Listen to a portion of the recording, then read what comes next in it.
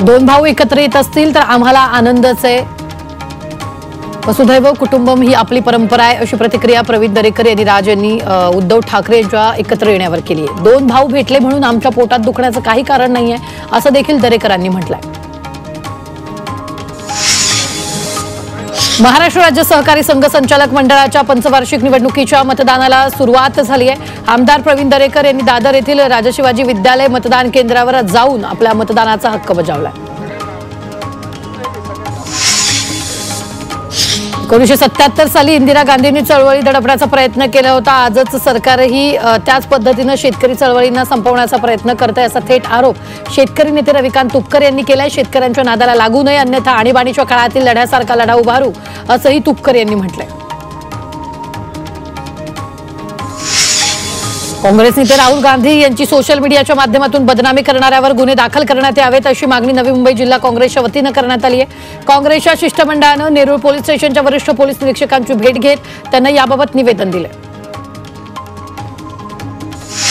सांगली शिक्षक सोसायटीची वार्षिक सभा यंदा खेळीमेळीच्या वातावरणात पार पडली आहे। सभेच्या सुरुवातीला बँकेकडून अनेक ठराव आणि अहवाल मांडण्यात आले। याला सभासदांकडून मंजुरी देखील देण्यात आली। काहींनी गोंधळ घालण्याचा प्रयत्न केला मात्र तो अयशस्वी ठरलाय।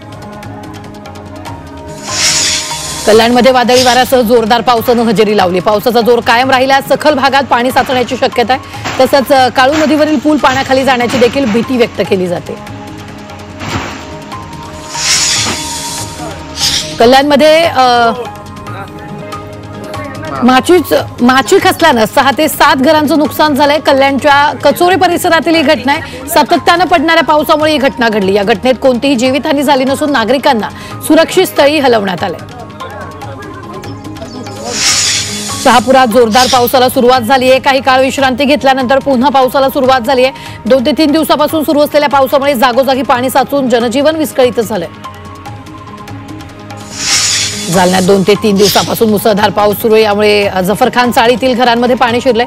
यामुळे येथील नागरिकांना जागून रात्र काढावी लागली। याबाबत प्रशासनाकडे वारंवार तक्रारी करूनही अद्याप मदतीसाठी कोणतंही ठोस पाऊल उचललं नसल्याचं नागरिकांनी म्हटलंय।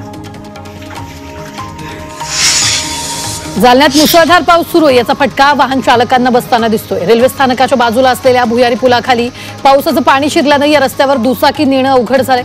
अनेक ठिकाणी दुचाकीच्या इंजिनमध्ये पाणी गेल्यानं दुचाकी बंद पडलाय। भुयारी मार्गातील पाणी पंप लावून उपसण्याचं काम सध्या सुरू आहे।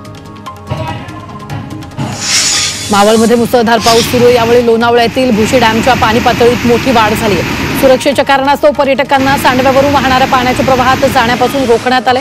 पर्यटकांनी सहकार्य करण्याचं तसंच काळजी घेण्याचं आवाहन करण्यात आले आहे। माळशेजमधील काळू धबधब्यावर जाण्यास पर्यटकांना बंदी घालण्यात आली। परिसरात पावसाचा जोर वाढल्यानं काळू धबधब्यानं रुद्ररूप धारण केले। त्यामुळे कुठलाही अपघात टाळण्यासाठी पुढील आदेश येईपर्यंत पर्यटकांना धबधब्यावर जाण्यास बंदी घालण्यात आली आहे। कालच काळू धबधब्यावर 50 ते 60 पर्यटक अडकले होते। चंदीगडमध्ये मुसळधार पावसाला सुरुवात झाली आहे। शहरातील अनेक भागात पावसाला सुरुवात झाली आहे। पावसामुळे नागरिकांची चांगलीच तारांबळ उडाली आहे। वादळी वाऱ्यासह सुरू झालेल्या पावसामुळे काही ठिकाणी झाडं पडल्याच्याही घटना घडल्या।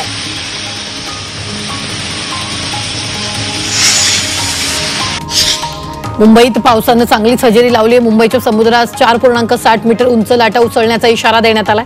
भरतीच्या वेळी मुंबई पोलीस मरीन ड्राईव्हवरील प्रॉमिनेटवर गस्त घालताना दिसत आहेत। खडकवासला परिसरात धरण क्षेत्रात मुसळधार पाऊस सुरू आहे। यामुळे धरणात पाण्याची पातळी वाढल्यानं धरणातून पाण्याचा विसर्ग वाढवण्यात येणार आहे। त्यामुळे मुंबई महानगरपालिकेकडून नदीपात्रातील वाहनं तात्काळ काढण्याच्या सूचना देण्यात आल्या आहेत। खडकवासल्यातून 15,376 क्युसेक पाण्याचा विसर्ग करण्यात येणार आहे। पश्चिम मध्य प्रदेश, गुजरात, पूर्व राजस्थानमध्ये आज मुसळधार पावसाचा इशारा देण्यात आलाय। तर हिमाचल, उत्तराखंड आणि जम्मू काश्मीरमध्ये देखील पावसाचा इशारा देण्यात आला। यामुळे नागरिकांनी सतर्क राहण्याचं आवाहन करण्यात आलंय।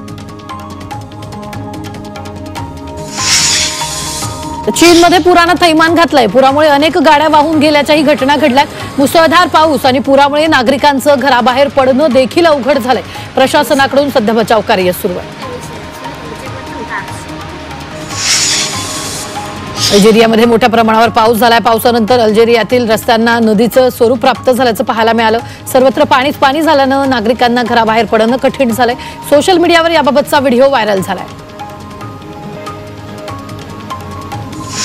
जळगाव जिल्ह्यातील वांजुळामध्ये एका 25 वर्षीय विवाहितेचा विजेचा धक्क्यामुळे मृत्यू झालाय। पाण्याची मोटर बंद करताना हा प्रकार घडलाय। दीपाली तायडे असं मृत विवाहितेचं नाव आहे। माहेरच्यांनी मात्र हा घातपात झाल्याचा आरोप केलाय। तसंच तिच्या नातेवाईकांनी दीपालीचा अंत्यसंस्कार माहेरी केलाय, तर सासरच्यांनी कणकीच्या भाऊलीची अंत्ययात्रा काढून त्यावर अंत्यसंस्कार केला। दरम्यान या प्रकरणात पोलीस तपास करतायत।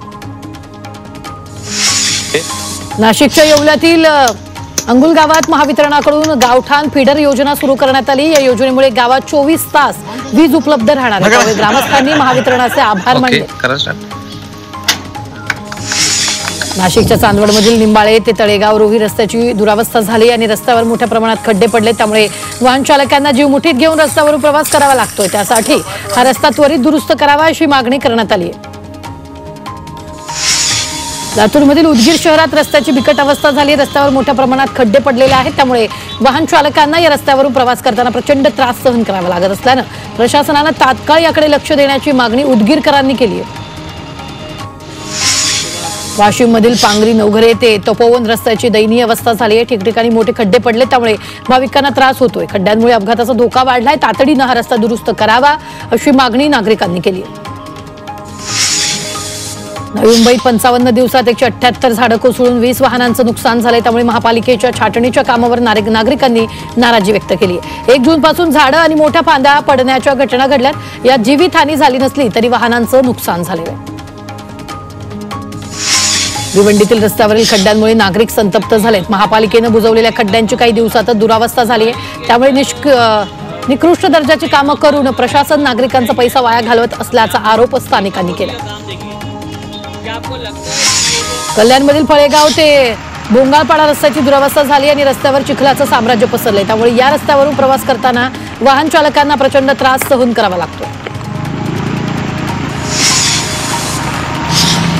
भंडाऱ्याच्या वरठीमधील रस्त्याची दुरावस्था झाली आणि रस्त्यावर मोठमोठे खड्डे पडलेले आहेत। मात्र प्रशासन याकडे दुर्लक्ष करत असल्याचा आरोप करण्यात आला। त्यामुळे तात्काळ या मार्गाची दुरुस्ती करण्याची मागणी परिसरातील नागरिकांनी केली आहे।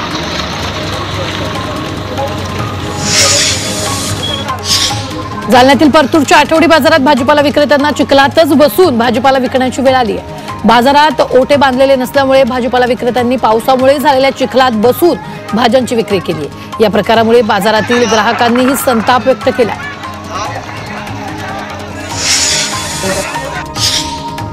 लोणावळा खंडाळ्यात पर्यटकांची गर्दी वाढतीये। खंडाळा, घाटमाता, मंकी पॉइंट, बुशी डॅम अशा ठिकाणी पर्यटकांची गर्दी वाढत चालली आहे। मात्र पर्यटनाचा आनंद घेताना धोकादायक आणि बेजबाबदार वर्तन टाळणं गरजेचं असल्याचं पोलिसांनी सांगितलं। अकोल्यात जलतरणपटू छत्री घेऊन पोहण्याचा आनंद घेत आहेत। पावसामुळे वातावरणात गारवा निर्माण झाला असून निसर्ग सौंदर्यही खुललेलं आहे। त्यामुळे थंड वातावरणात सराव करताना जलतरणपटूंमध्येही उत्साहाचं वातावरण आहे। नाशिकमध्ये मुसळधार पाऊस झालेला आहे। शहराला पाणी पुरवठा करणारं धरण 66.64% भरले। आजही शहरात मध्यम पावसाचा अंदाज आहे। नाशिकच्या दारणा धरणातून 11,559 क्युसेक वेगानं पाण्याचा विसर्ग सुरू आहे आणि नांदूर मधमेश्वर धरणातून 18,400 क्युसेक वेगानं विसर्ग सुरू आहे। नांदेड जिल्ह्यातील सहस्रकुंड धबधबा प्रवाहित झालाय। मुसळधार पावसामुळे पैनगंगा नदी दुथडी भरून वाहते। त्यामुळे धबधब्यानं रौद्ररूप धारण केलं। पैनगंगा नदीचं पात्र इथं 40 ते 50 फूट खोल असल्यानं इथं नैसर्गिक धबधबा निर्माण झालेला आहे।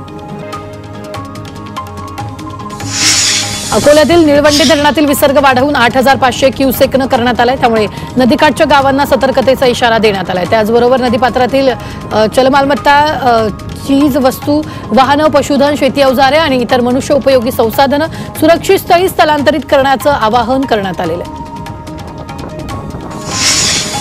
वाशिममधील आडोळ प्रकल्प ओव्हरफ्लो झालाय। आडोळ प्रकल्प तुडुंब भरल्यामुळे रिसोड, शिरपूर, रिठद आणि अनेक गावांच्या पिण्याच्या पाण्यासह सिंचनाची समस्या मिटली आहे। त्यामुळे शेतकऱ्यांनी समाधान व्यक्त केलेलं आहे।